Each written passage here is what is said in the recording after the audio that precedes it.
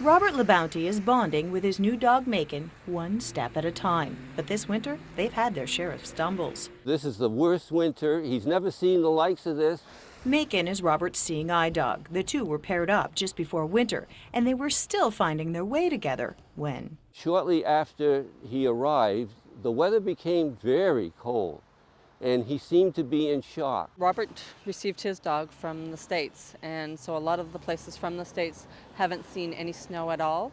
So it can be quite a challenge because the dog isn't used to winter travel. Before they knew it, the snowbanks were over 6 feet high, and poor Macon was literally out of his element.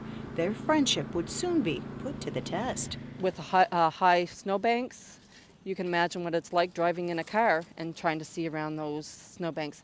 You can imagine what it's like for a dog that's only, a couple of feet high. The ideal conditions are that you're able to work and train on the streets that you're going to be using. You learn very carefully where the streets are and the nature of the crossings that you have to make. And the dog gets a really good, solid concept, grasp of that whole thing. He never really had a chance. And then before we know it, everything's under snow and snowbanks, and it's made for a very interesting time for us. Interesting and often dangerous. More than once this winter, the snow has left Macon confused and Robert feeling unsure of his new dog's abilities. I don't know about this.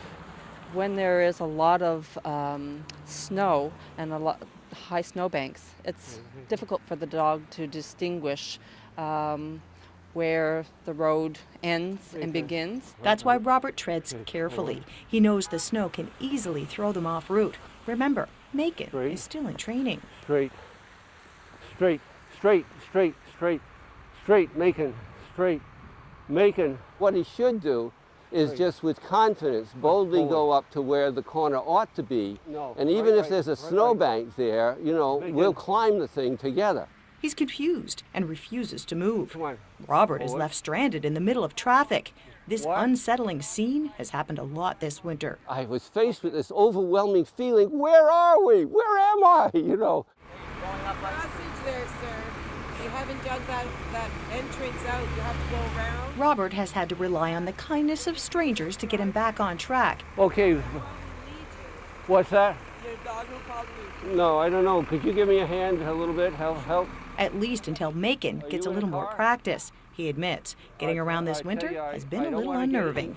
Get into traffic. Yeah, I didn't know what to do, but the rest of the sidewalk is not plowed. This is real life. That's what this is. But Macon does manage to regain his bearings quite quickly. His training seems to be kicking in. Okay, good boy. Robert's encouraging words and patience boost his confidence. And despite the weather, the two will soon become one. After the bonding really takes place, it's almost like you have telepathy with the dog. It's almost like you can read each other's minds. It's an amazing thing.